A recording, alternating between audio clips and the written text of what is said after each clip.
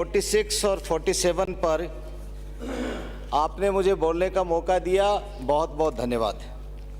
माननीय सभापति महोदय, ये कृषि प्रधान देश है और हमारी आमदनी हो 95% लोग गांव में रहते हैं।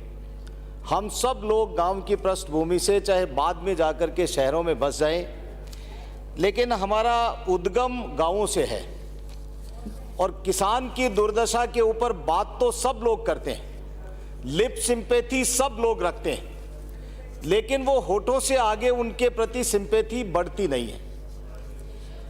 सही कहा मेरे से पूर्व वक्ताओं ने,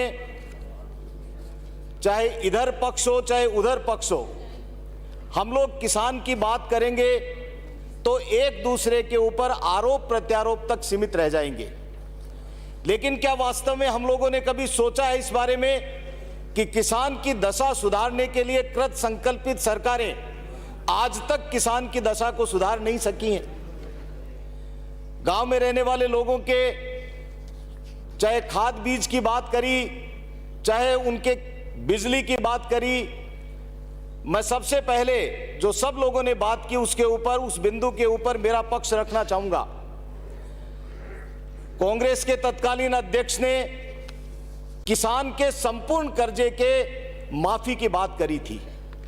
उसमें उस समय यह नहीं कहा था कि केंद्रीय बैंकों का कर्जा हम लोग माफ नहीं करेंगे, और यदि संपूर्ण कर्जे की बात करी तो सरकार की जिम्मेदारी बनती है कि वो संपूर्ण कर्जा माफ करने के लिए चाहे किसी से लोन ले, किसान के साथ किए गए वादे को पूरा करे।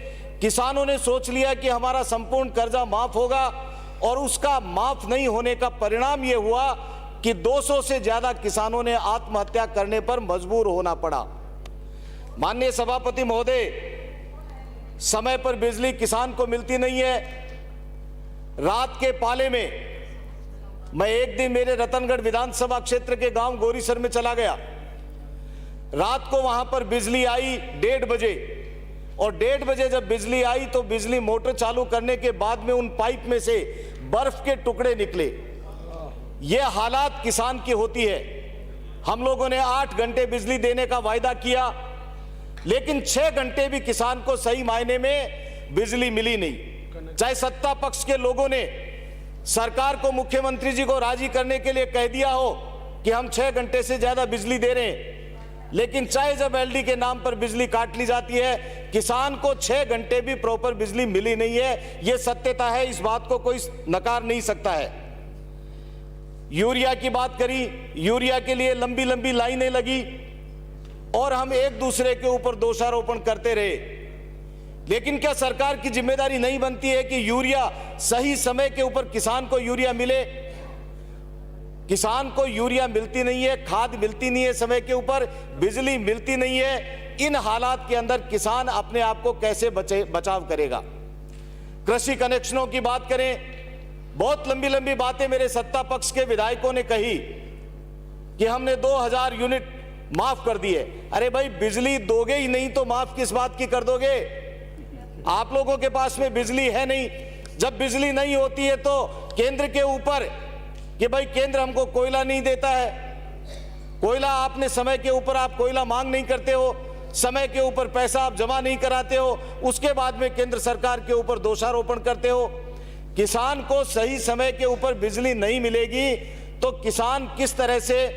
कृषि कनेक्शनों की बात की, कृषि कनेक्शन के लिए मुझे खेद के साथ में कहना पड़ता है कि आज 1.5 वर्ष 2 वर्ष के लंबित कनेक्शन चल रहे हैं। लाखों की संख्या में कनेक्शन लंबित हैं। अब आप अंदाजा लगाइए, माननीय सभापति महोदय, किसान कर्जा लेकर के कृषि कनेक्शन लेने के लिए पैसा जमा कराता है, और वो कर्जा लेकर के जब उसके 1.5 साल 2 साल में भी 2.5 साल तक भी यदि उसको कनेक्शन नहीं मिलता है तो वो कर्जे में डूबता चला जाता है। ब्याज के ऊपर चक्रवृद्धि ब्याज लगता है और उस किसान की हालात खराब हो जाते हैं। वो किसान आत्महत्या करने पर मजबूर होता है। ये हालात हैं।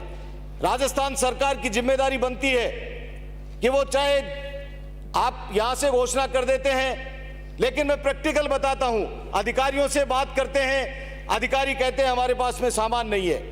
आप लोगों से यहां पूछते हैं, सेक्रेटरी से बात करते हैं, हमारे पास में सामान की कोई कमी नहीं है। प्रिंसिपल सेक्रेटरी कहते हैं हमारे पास में कोई सामान की कमी नहीं है। आपका सुपरिंटेंडेंट इंजीनियर कहता है हमारे पास में सामान नहीं है। पैदा हुआ, लेकिन मैंने और मेरे बाकी 6 भाइयों ने सबने खेत में हल चलाया है। हमें पता है कि तंगड़पटिया कया बांधा जाए और चौ कया उर्ली और निकास भी को करे जाए।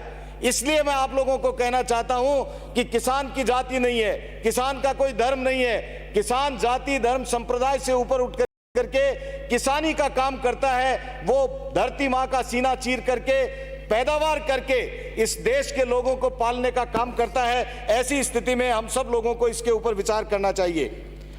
किसानों को यूरिया मिले नहीं, लेकिन उनको लाठी मिले, ये भी इस सरकार के अंदर हुआ है। प्रधानमंत्री किसान सम्मान निधि की बात सब लोगों ने की, कम मात्रा मिले ज्यादा मिले, लेकिन देश के प्रधानमंत्री ने चिंता की कि किसान का सम्मान होना चाहिए और 6,000 रुपए प्रति वर्ष किसान सम्मान निधि के रूप में मिल रहा है। और वो संख्या ये करोड़ों नहीं, लाखों लाखों करोड़ों में, अरबों के अंदर वो संख्या है। अतिवृष्टि और ओलावृष्टि से किसान का जितना नुकसान हुआ है, गिरदावरी के नाम पर कह दिया गिरदावरी कराई जा रही है, लेकिन उसका परिणाम इतना खराब है। गिरदावरी के नाम पर इतिश्री कर ली जाती है। किसान को जो हक मिलना चाहिए वो किसान को हक नहीं मिलता है। मैं बहुत अन्य सारी बातें हैं, लेकिन मेरे विधानसभा क्षेत्र में इसमें पशु और चिकित्सा विभाग की भी बात की गई है, पशु चिकित्सा विभाग की भी बात की गई है। मेरे रतनगढ़ में हालांकि ए श्रेणी का हॉस्पिटल है, लेकिन वो जंक्शन है और चारों तरफ से वहां पर कोई भी पशु महाविद्यालय नहीं है। इसलिए मेरी सरकार से विनम्र मांग है कि रतनगढ़ में पशु महाविद्यालय खोला जाए। भरपाल सर, लाचर सर, लोच पशु चिकित्सालयों को प्रथम श्रेणी में क्रमोन्नत किया जाए। पशु चिकित्सा उपकेंद्र जेगणिया, बीकान, भोजासर, गोरीसर, कनवारी, लोहा, नुआ, लदासर, परसनेऊ, सांगासर, जोगलिया, जेतासर, खोड़ी, न्यामा, चाड़वास, डडेरू, गोदारान में पशु चिकित्सालय खोले जाएं। और जालेऊ, आबड़सर, मालपुर, ढाणी, कुमारान, खारिया, रूखासर, बुधवाली में उपकेंद्र भी नहीं है, वहां पर उपकेंद्र खोले जाएं।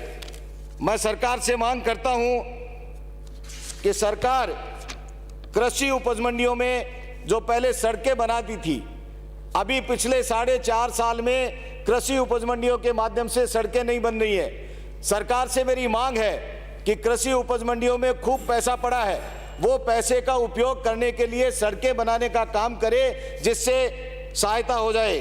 पशु चिकित्सकों के रिक्त पदों को भरा जाना चाहिए तुरंत प्रभाव से। माननीय कृषि मंत्री महोदय भी आगे, ये जो पशु चिकित्सकों के रिक्त पद हैं, इन रिक्त पदों को भरने के लिए जो 900 की भर्ती थी, उसके अंदर आप सरकार से बात करके, चाहे एजी, डबल एजी, जिसको भी लगाएं, लेकिन उस मुद्दे को सुलझा करके पशु चिकित्सकों के रिक्त स्थानों को तुरंत भरा जाए। इन्हीं सब बातों को कहते हुए एक और बात मैं कहना चाहता हूं कि प्रदेश की जो वंचित ग्राम पंचायत मुख्यालय हैं, उनके ऊपर किसान सेवा केंद्र भी जल्दी से जल्दी खोले जाएं। और प्रदेश में जैविक खेती को बढ़ावा देने के लिए विधानसभा क्षेत्र रतनगढ़ के मुख्यालय में IPM एकीकृत कीट प्रबंधन लैब खोलने के संबंध में भी मैं मांग करता हूं सरकार से। मेरे चूरू जिले में खारा पानी है, रतनगढ़ विधानसभा क्षेत्र में भी खारा पानी है। वहां पर ये जो झींगा मछली का एक जो नया प्रकल्प आया है, झींगा मछली उत्पादन का, उसमें भी मैं सरकार से मांग करता हूं, जो भी लोग इसके अंदर काम करना चाहते हैं उनको सब्सिडी भी दी जानी चाहिए, उनको सही समय के ऊपर बिजली और पानी की व्यवस्था हो जाए, इस बात की भी सरकार को व्यवस्था करनी चाहिए। इन्हीं सब बातों को कहते हुए किसान के लिए सिर्फ बात मत करो, किसान के लिए काम करो, नहीं तो आने वाले समय में आप सब लोग इधर की साइड में बैठोगे और हम किसान की चिंता करने वाले लोग उस तरफ में बैठेंगे। धारीवाल साहब धन्यवाद। जय हिंद, जय भारत।